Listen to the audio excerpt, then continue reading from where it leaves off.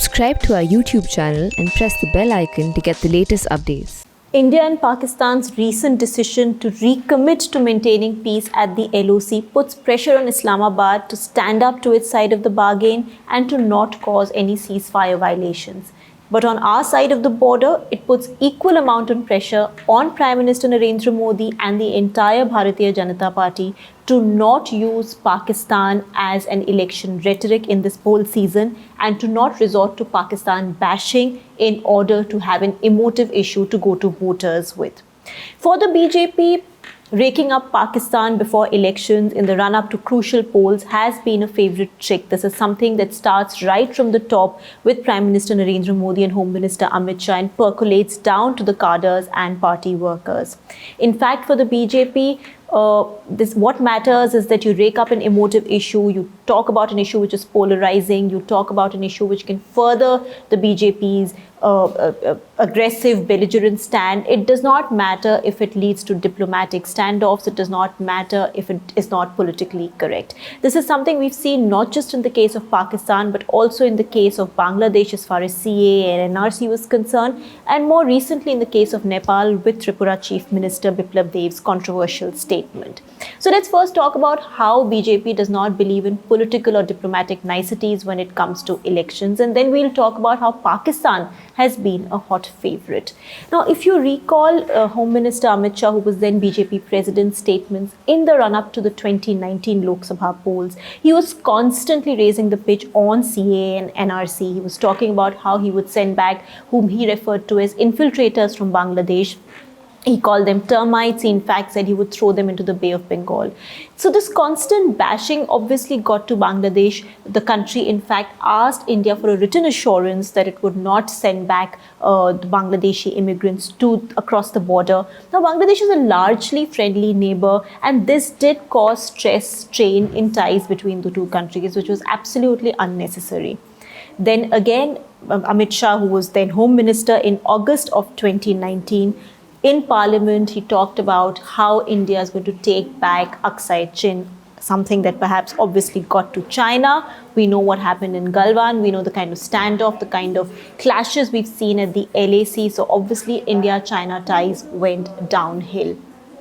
More recently, Tripura Chief Minister Biplab Deb said that the BJP under Amit Shah had intentions of forming governments in Sri Lanka and Nepal as well. Now, of course, he was saying it in jest, and this was just exaggerated chest thumping and perhaps nothing to be taken seriously. But Nepal did take exception to this. There was a formal denunciation that was issued by Nepal. This was highly avoidable given that we have such a porous border with Nepal, and also at a time when India-Nepal relationships are already under strain, when China's growing influence over Nepal is already a cause of concern for India. Now, these are just some examples of how foreign policy is not something that is kept in mind when the BJP and its leaders are campaigning for elections.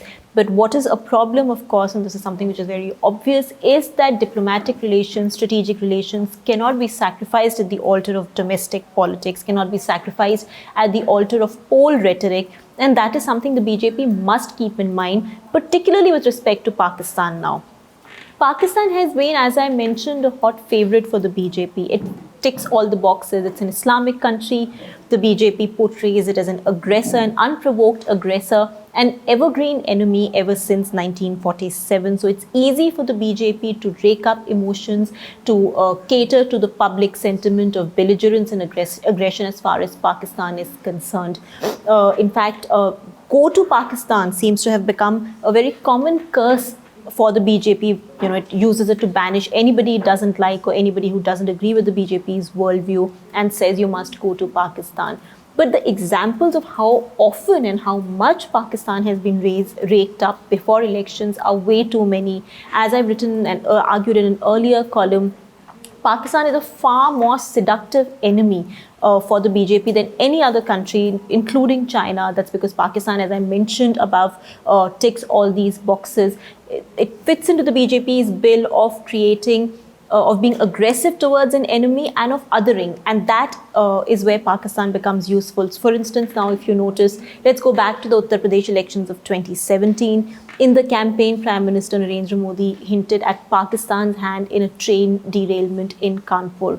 Ahead of the Gujarat elections, Prime Minister Modi went as far to say that Pakistan was trying to influence the results of the elections, and he talked about some secret meeting between former Prime Minister Manmohan Singh and Pakistani officials. That, of course, became very, very controversial, and something that the Prime Minister, it doesn't quite behove a Prime Minister to talk like that during an election campaign.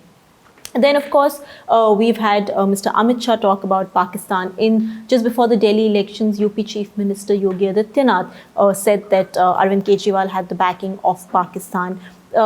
These are, as I mentioned, just some very, very few examples of how often and how much the BJP talks of Pakistan before elections. The 2019 Lok Sabha polls were preceded by an overwhelming dose of Pakistan bashing. Balakot, Pulwama, all these issues formed a dominant part of the BJP's rhetoric ahead of the elections. It's something it knows it can corner the opposition with, and it's something that knows helps to further its nationalistic stand. It helps to cater to the people's nationalistic emotions.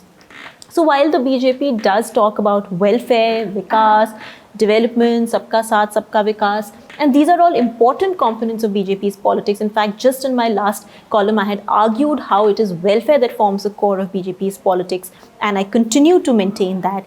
But it does add a generous dose of Pakistan bashing as far as nationalism is concerned, and that is exactly what the BJP must refrain from doing now. We can't, on the one hand, commit to peace along the LOC, along the border, and on the other hand, then try and whip up public sentiment against Pakistan and sort of whip up this paranoia surrounding Islamabad and Pakistan. That is a problem. If there has to be a violation of this agreement that India and Pakistan have come to, let it be from Pakistan's side. If it happens because, if there's an instigation because India or Indian politicians are using Pakistan as a pole issue, then it will be a blot not just on the country, but on the ruling party and the ability of its leaders to draw the line. Now, I know the cliche goes that old habits die hard, but if habits such as these have the ability or have the potential to cause so much damage and to sort of bring back toxicity, to start a fresh phase of toxicity, it's important that these habits not only die, but they are buried somewhere deep inside. For more, you can log on to our website, theprint.in, to read my column, Politics.